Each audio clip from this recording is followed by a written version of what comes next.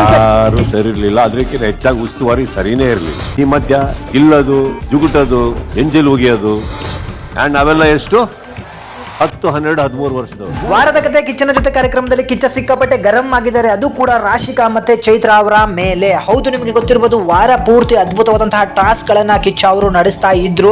ಅದರ ನಡುವೆ ರಾಶಿಕಾ ಅವರು ಉಸ್ತುವಾರಿಯನ್ನ ಯಾವ ಮಟ್ಟಕ್ಕೆ ಕೀಳಾಗಿ ಮಾಡಿದ್ರು, ಕಳಪೆಯಾಗಿ ಮಾಡಿದ್ರು ಅಂತಾನು ಕಿಚ್ಚ ಅವರು ಗರಂ ಆಗಿದ್ದಾರೆ.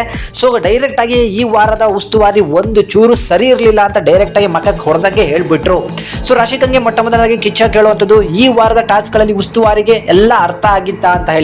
ಆಗ ಉಸ್ತುವಾರಿ ಆಗಿರುವಂತಹ ರಾಶಿಕಾ ಅವರು ಹೇಳ್ತಾರೆ, ಇಲ್ಲ ಸರ್, ನಾನೆಲ್ಲ ಒಂದ್ ಕಡೆ ಕನ್ಫ್ಯೂಸ್ ಆಗಿದ್ದೆ, ಎಲ್ಲರೂ ಕೂಡ ಮಾತಾಡ್ತಾ ಇದ್ರು, ಯಾರು ಕೂಡ ಸೇರಿಲ್ಲ, ಯಾರು ಮಾತಾಡಿಲ್ಲ, ಸಂಪೂರ್ಣವಾಗಿ ನಿಮ್ಮ ಒಂದು ಉಸ್ತುವಾರಿನೇ ಕೆಟ್ಟದಾಗಿತ್ತು ಅಂತ ಹೇಳಿ ಕಿಚ್ಚ ಅವರು ಡೈರೆಕ್ಟ್ ಆಗಿ ಹೇಳ್ಬಿಡ್ತಾರೆ.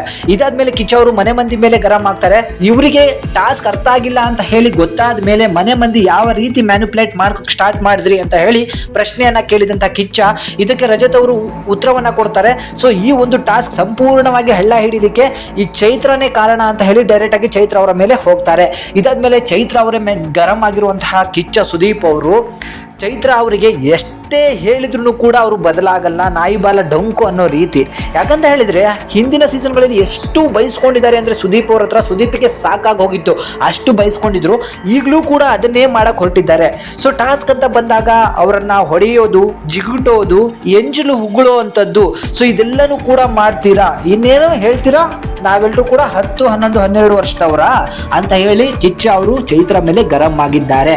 ಸೊ ನಿಮ್ಗೆ ಗೊತ್ತಿರ್ಬೋದು, ಟಾಸ್ಕ್ ಅಂತ ಬಂದಾಗ ಚೈತ್ರ ಎಂತ ಡೌಗಳನ್ನ ಮಾಡ್ತಾಳೆ, ನಾಟಕಗಳನ್ನ ಮಾಡ್ತಾಳೆ, ಜನಗಳನ್ನ ಯಾಮರ್ಸ್ಲಿಕ್ಕೆ ಹೋಗ್ತಾಳೆ, ಬಟ್ ಕ್ಯಾಮ್ರಾನ ಯಾಮರ್ಸ್ಲಿಕ್ಕೆ ಆಗೋದಿಲ್ಲ.